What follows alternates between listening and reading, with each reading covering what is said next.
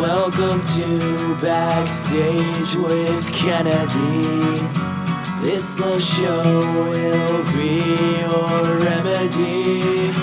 From Toronto, spanning across the sea. Cool people, lots of laughs. This is your favorite podcast. Hello and welcome. My name's Kennedy from the Backstage with Kennedy podcast. Got a terrific guest today. His name is Matt, and he is from Saucer Eyes. If you don't know about Saucer Eyes already, you definitely need to check them out. They're like a dreamy alt rock band, and they're really sick. If you're into smoking vitamins, this is a great band to smoke your vitamins to, if you know what I mean. So yeah, how you doing, Matt? What's up, brother? I'm good, man. Great intro. Appreciate that. Yeah, it's a pretty bang on description. No problem, man. So before we get started in this, like obviously with COVID and everything, things are weird for everyone. How have you been holding up? Yeah, I've been all right.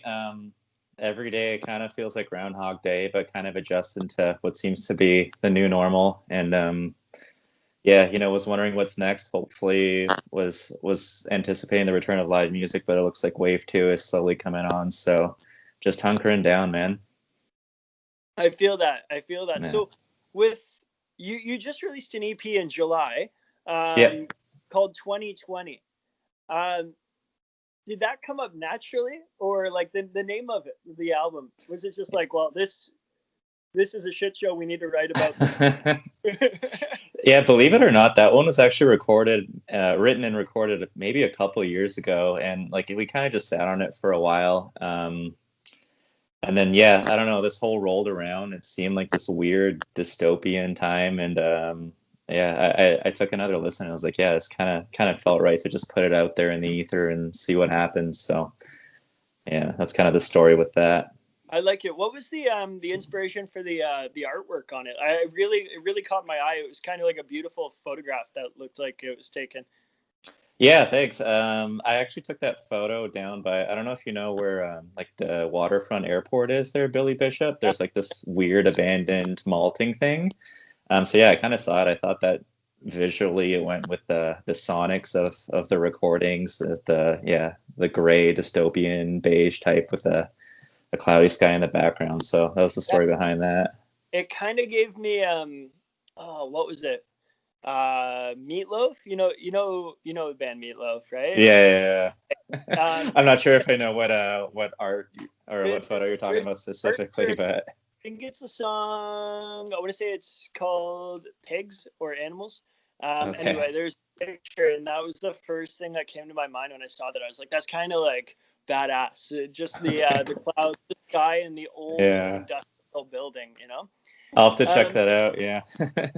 So what are some of the inspirations that you guys have? I know you've mentioned in the past a little bit of Smashing Pumpkins and stuff like that. What else do you guys really get yourselves into?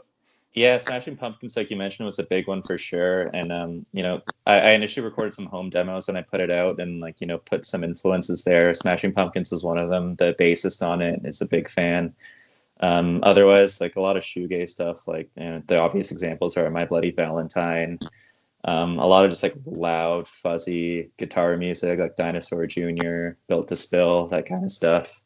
Mixed with a bit more ambient, like reverby, softer vocals, like Slow Dive, for example. Yeah. How did the band come together? Obviously, this is your debut EP. So is this a newer band, or has Saucer Eyes kind of been around for a while? It came together, like I mentioned. I recorded those demos online and I posted them. I'd kind of been jamming with the same people for like years and years, so I kind of wanted to collaborate with some new musicians. So I put it out on, I think I posted it on like a Facebook group, like it was either like Toronto musicians buying selling gear or All Buttons In or something like that, and I got a bunch of responses. So kind of jammed with everyone independently at first. With Rochelle, the other vocalist and guitarist, as well as with Dean, the drummer, who brought his wife in. And it all just kind of came together. We jammed a couple times before playing one show, kind of working out the songs in a live contexts, and then we re-recorded the EP. Okay. So Yeah. would you say like guitar wise, like Dinosaur Jr. would be like one of your guitar inspirations? Like I know that you're one of the guitarists in the bands. Like would you say they were a major influence for you guitar wise? Yeah, for sure. Just kind of that like effects laden, there's some obnoxious guitar leads and thrown in there as well, and a lot of fuzz and distortion and delay and reverb and stuff like that. So definitely Jay Mascis is one of my guitar heroes, so to speak. Beautiful. Yeah. So I talked to Gabe leading up to this interview, and Gabe mentioned that you guys go skating together. So you still skate? Would you say you're a talented skateboarder for fun? I would definitely wouldn't say I'm a talented one. I work very hard for every trick that I manage to ride away from. But yeah, like we kind of picked it up this summer. It's kind of the perfect COVID activity, keep your distance, be outside, but still get that social aspect of it, which I love. And yeah, like I've kind of been obsessed with skateboarding since a teen. So yeah, do it whenever I can. Everything hurts a lot more these days, but take the good with the bad. That's why. So I was never really a skateboarder personally. When I was young, I just graduated high school, which kind of tells you my age, I guess. And Target just opened, so I was working at Target. Oh And yeah. I remember being like late for work one day, and I was like, oh man, if I walk there, not getting there on time. If I run there, not getting there on time. I should skateboard. Yeah. First time on a skateboard. I didn't make it out of my driveway, and I almost broke my ankle. And I said, well, Oh man. I guess I'm late today. Yeah, true. So ever since then, I've been like, you know what? Now I feel like I'm just too old to get into it. I want to get into it. Too old, man. And those bruises Dude, it's just hurt it's more. never too late, man. It hurts a lot, but like, yeah, it's kind of funny. I've come full circle from like, I started in high school as well and trying to hide the bumps and bruises and scrapes from my parents, and now I'm trying to hide them from my partner. So it's same shit. Yeah. Like, But hey, even just like, yeah. Even just from a cultural perspective though, like I think so much of the music I listened to came from like skate videos in the past, like all those old Alien Workshop videos with the Dinosaur Jr. peppered all over it was kind of how I got into that band. And yeah. yeah, I used to watch the skate videos and like, Yeah. oh, that's incredible, and loved the music always, but Yeah. couldn't piece the two together. So obviously with COVID right now, venues are really struggling. Yeah. So I like to give a little shout out to local venues. I know that Hmm. you and the rest of Saucer Eyes are a Toronto-based band. Yeah. What is your favorite venue in Toronto? Can you tell me a story about something that you experienced at that venue? Hmm. I think that the one I probably have the most memories of is probably Lee's, just because every semi-big touring band plays there. Like I've seen Dinosaur Jr. there multiple times on the Farm tour. I think they played a few dates, and I may have gone to multiple. I've seen Guided by Voices a whole bunch of times there. But in terms of like smaller, more localish ones, I was thinking about this today, and I think the last show I went to was at Hard Luck, all the like kind of smaller to medium-sized hardcore bands. So I saw Drug Church there, which are one of my favorites for sure in terms of the more aggressive genre. Their Uh, skates, they're wild, aren't they? yeah, absolutely. No, it's like people climbing all over the ceiling tiles and ripping those down and stuff. So not that I'm advocating for destroying your local venue, but yeah. And I guess Velvet Underground was another big one too. I saw, I think, well, I don't know if I should mention this band. They're kind of canceled, but Culture Abuse before Yep. before that all went down, and Turnstile and Vane. Yeah, just all those smallish places, seeing like larger touring bands and heavy bands come through there was always a good time. I'm with you, man. I really hope that they can bounce back from this. I was thinking about it the other day. I hope it doesn't happen because I'd rather see it happen independently. I wonder if there's ever going to be like a privatization of like venues, because I could see it happening, and that kind of scares the hell out of me. I'm not gonna lie.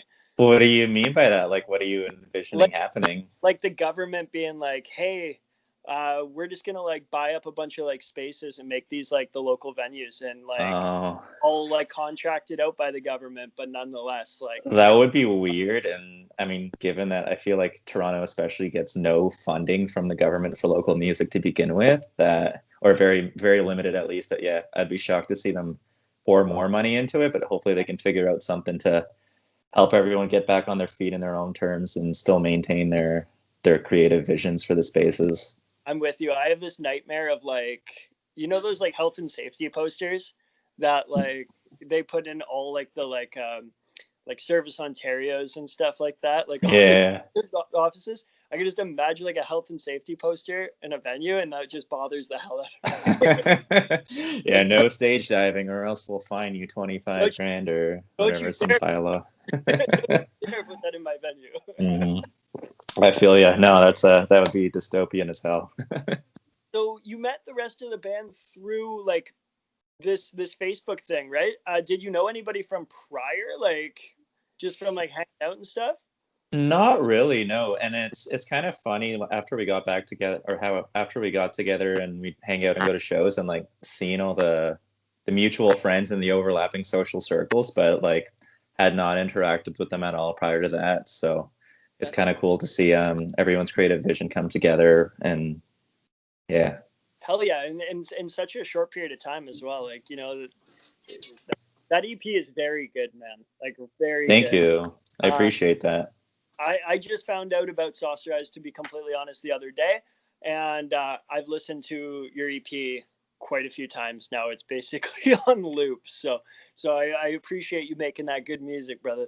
That's awesome, man. Yeah, I'm looking forward to that 0.003 cents per stream off of Spotify or whatever. Keep the lights on in this place, That's what I'm trying to do.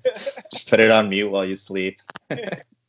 So yeah, you guys have accomplished quite a bit. I know that Gabe's been kind of helping you out with that, but like you guys are all over the press right now. Like I saw Punk News did some stuff with you, which is awesome. Yeah. Stadium Beats, like that's honestly really an accomplishment for a band so early in their releases. Like that's wicked, dude.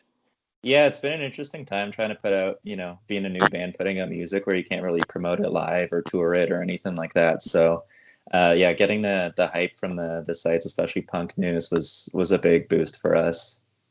For sure, Hopefully, man. keep the momentum rolling.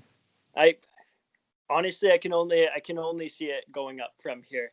You literally started releasing stuff in one of the lowest points Yeah. that we have seen in a very long time. There's only one way, man. There's only one way. It's up. Well, I appreciate the vote of confidence, and yeah, hopefully we can bring this stuff to a stage near you in the near future. Yeah, brother. So is there a certain venue you're really excited to play yourself when the world opens up again post COVID?